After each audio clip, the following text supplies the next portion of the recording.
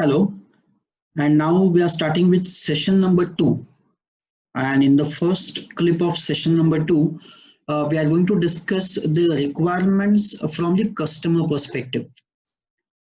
So, to understand that, first we'll look at a small scenario which generally happens in all the IT industries. So, John is a senior manager at ABC Pharmaceuticals, and he has a meeting with Priya. Priya, who is the manager of the ABC Pharmaceutical Company's IT department. So John is a senior manager, and Priya is heading the IT department of ABC Pharmaceuticals. So it's a conversation between a senior manager in the company with the head of the IT department. So John tells Priya about his requirements of a new solution which he needs to get done from the IT department. So John says we need to build a chemical tracking information system. The system should keep track of all the chemical containers we already have in the stockroom and the laboratories. That way, the chemists can get some chemicals from someone down the hall instead of always buying a new container. So this should save us a lot of money, and also the health and the safety department needs to generate government reports on chemical usage and disposal with a lot less work than it takes them today. So can you build this system in times for the compliance audit, which is scheduled in 5 months? So John thinks that he has conveyed his requirement to the IT department, and now IT department should come out with the solution. So Priya says, I see why this project is very important, as John has mentioned something about compliance and everything. So Priya says, I see why this project is important, John, but before I can commit to a schedule that when can I deliver this project, we will need to understand the requirements for the chemical tracking system. So what Priya wants to know about is the details about the chemical tracking system, defining a system and what operations it should have. All these are normal requirements. But from the chemical tracking system point of view, if there are any important things and important concepts, important operations which happens in chemical tracking, that Priya wants to understand. Now, after listening to this, John actually gets confused because he was expecting a reply, okay, fine, I'll do it. Priya will say, I'll do it and I'll deliver this in next month or something like that, next week. But now Priya is having some questions, some doubts in her mind, so John gets confused. So John says, what do you mean by that? I just told you my requirement. So John is considering that he has conveyed all the requirements and now Priya should come out with the solution. So Priya says, and rather Priya explains, actually you described some general business objectives which are for the project. That doesn't give me enough information to know what software to build or how long it might take for the building of the software. I would like to have one of our business analysts to work with some users to understand their needs for the system. So that is actually a logical explanation given by Priya, that it is very difficult to understand all the nitty-gritties of these required software. So she wants some business analysts to work with some end users which are actually going to use this system to get more details about the functioning of the system. So that is what Priya explains to John. So after listening to this, because John understands that business analyst will come, he will sit with the users, he'll try to take some inputs. So it is a long-term schedule. When business analyst and all this requirement analysis comes in the picture, it's a long-term schedule. So actually John gets into a protest mode and he says, the chemists are very busy people. They don't have time to nail down every detail before you can start the programming. So can't your people figure out what system to build? So John is expecting that the developers have all the domain knowledge also, apart from the coding language knowledge. They also have the domain knowledge and they should come out with some solution on their own. That is what is the expectation from the John. So Priya again tries to explain to John, and she says, if we just make our best guess at what the user needs to do with the system, we can't do a good job. and we are software developers, not the chemists.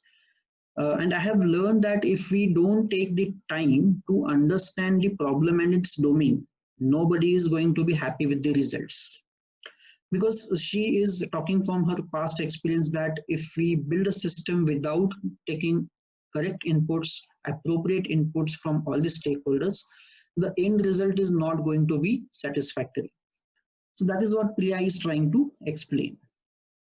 So John, because he's a manager and he wants this system to be there running, so he tries to insist and he says, we don't have time for all that. I gave you my requirements. Now just build the system, please, and keep me posted on your progress. So this is kind of a final suggestion, final instruction is coming from the John side to Priya. Now Priya don't know how to proceed.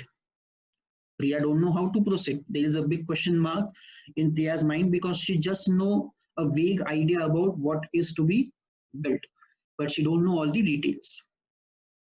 So conversations like this takes place regularly in the software world. The customers who request a new system often don't understand the importance of obtaining input from actual users of the proposed system, as well as all the stakeholders also. So marketers with a great product concept believe that they can adequately represent the interests of the prospective users. That is what they think. That is what John is thinking in this case. However, there is no substitute for eliciting requirements directly from people who will actually use the product. Some agile development methods recommend that an on-site customer representative, sometimes called as a product owner, can work closely with the development team and can solve these kind of problems. So the project is steered to success by the customer and the programmers working in concert, working together. So it's a teamwork, and that team consists of all the end users, all the stakeholders from both the sides, from the development side and from the user side. Now, part of the requirements problem results from confusion over the different levels of requirement, which we have already discussed in previous video. So John stated in the previous slides, John stated some business objective. That was one type of requirement. Business objectives benefits the organizations because these are the key objectives of the organization. So the benefits that that the ABC Pharmaceuticals to enjoy with the help of the new chemical tracking system. That was the benefit for the ABC Pharmaceutical. They want to use that new tracking system. Now, business objectives are a core element of the business requirement. It is one type of the requirement and these are the core elements. However, John cannot entirely describe the user requirements because he is not the intended user or the actual end user of the system.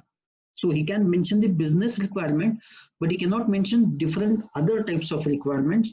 One of the important is user requirement. So users in turn can describe the tasks they must be able to perform with the system, but they cannot state all the functional requirements that developer must implement to let them accomplish those tasks. And therefore, business analysts need to collaborate with users, all the stakeholders, end users to reach to that deeper understanding about the requirements, about the functioning of the new software.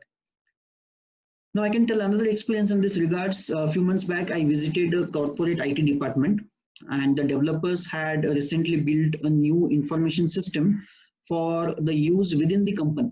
So they had obtained negligible user input from the beginning.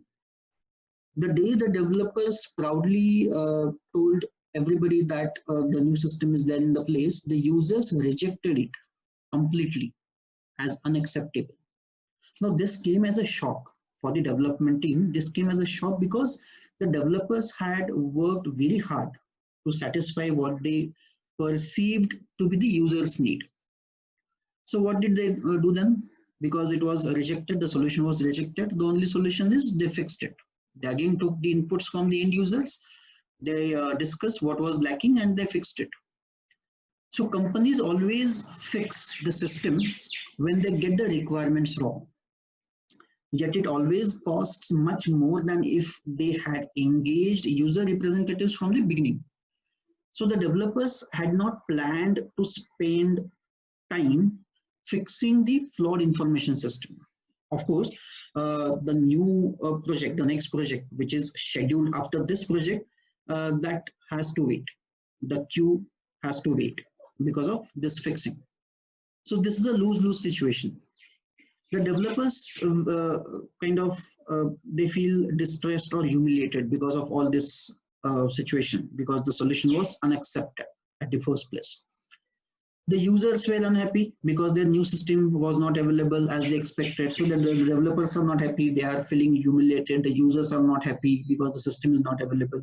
And even the executives are not happy, they are upset because a lot of wasted time and opportunity cost of dealing the next projects which are in queue is happening. So nobody is happy.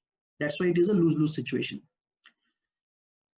So extensive and ongoing customer engagement from the start could have prevented this unfortunate. So from beginning, you should have involved, the developers should have involved all the end users also. So the important thing is to understand the expectation gap. That is the most important thing. Without adequate customer involvement, the unavoidable outcome at the end of the project is an expectation gap. That is the definition of expectation gap. Without adequate customer involvement, the unavoidable outcome at the end of the project is the expectation gap. Now it is the difference between what customers really need and what developers deliver based on what they heard from the customers from the beginning of the project.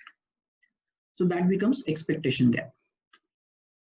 At the same time, and the same is shown in this diagram also. If you look at this diagram, the same is shown using a dashed line. As with the previous story, the expectation gap comes as a surprise to all the stakeholders. Because of the expectation gap, when you present a solution, then only will come to know that this is not required, this is unaccepted.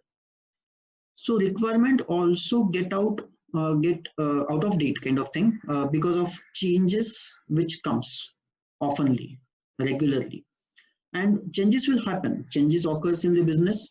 So ongoing interactions with the customer is the important thing. You should have ongoing interactions with the customer to adequate all these changes so that your solution is not outdated solution.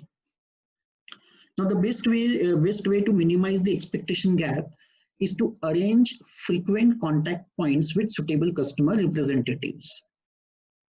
So these contact points can take the form of interviews, conversations, requirements reviews, or user interface design walkthroughs, prototype evaluations, and a lot of other things. Even in case of agile development, the user feedback on small increments of executable softwares are must. Each contact point provides an opportunity to close the expectation gap or to minimize the expectation gap. What the developers build is more closely aligned with what the customer needs. Of course, the gap will begin to grow again immediately as development proceeds after each customer interaction. So that's why more frequent contact points, it will be easier to stay on the track and to minimize the gap, expectation gap. As the progressively shrinking small gray area triangles in this diagram tells you, a series of such contact points will lead to a far smaller expectation gap at the end of the project, and a solution that is much closer to the actual customer needs. So this is why one of the guiding principles of agile development is to have ongoing conversations between developers and customers, between stakeholders from both the sides. And this is an excellent principle for any project. So that is the end of clip number 1 of session number 2, where we have discussed the difference between the product concept and a set of requirements, the expectation gap, how frequent contact points can minimize the expectation gap, and how agile development addresses this issue. So this is all we have discussed in the first clip of second session.